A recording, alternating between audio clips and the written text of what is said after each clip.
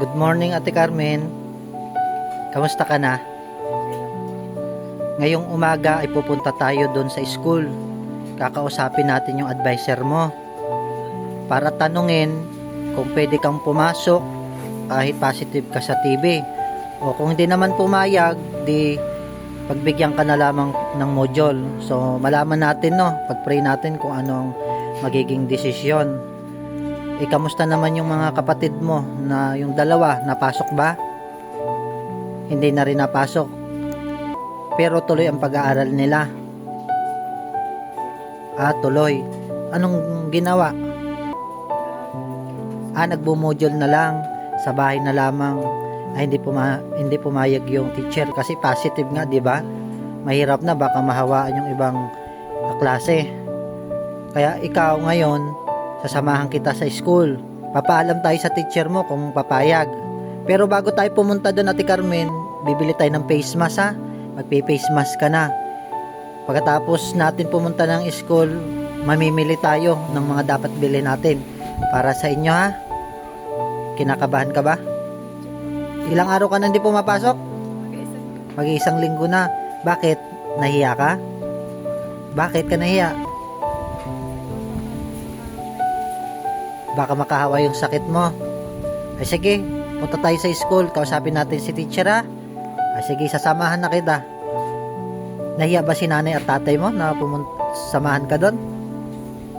Ha? Nahiya rin, no? Baka makahawa din, no? Sige, bibili tayo ng face mask sa tindahan, ha? O, tara. Tara. Saan ang school mo? Ang room mo? Saan ang room? Sige, unahan mo na. Ano yan dala mo? Patingin. Ito yung katibayan na nainom ka ng gamot. Ayun. Ito yung katibayan na nainom siya ng gamot na may sakit siya. Positive na. Hawakan mo. Okay na?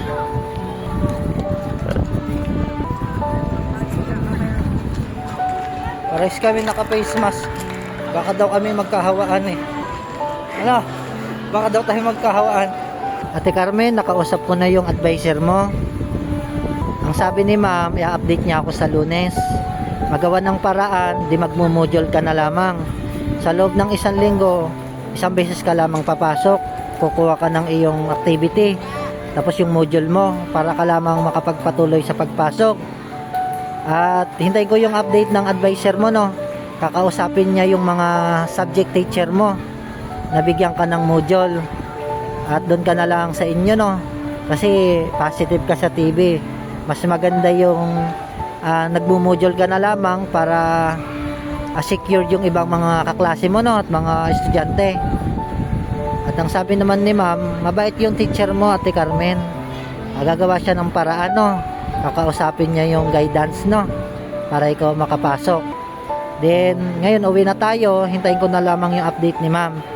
Ang sabi ni ma'am, baka tuwing Friday ang pasok mo, isang beses sa isang linggo, no? Kaya ayos ba? Gagawin mo pag may module ka, ha? Tara.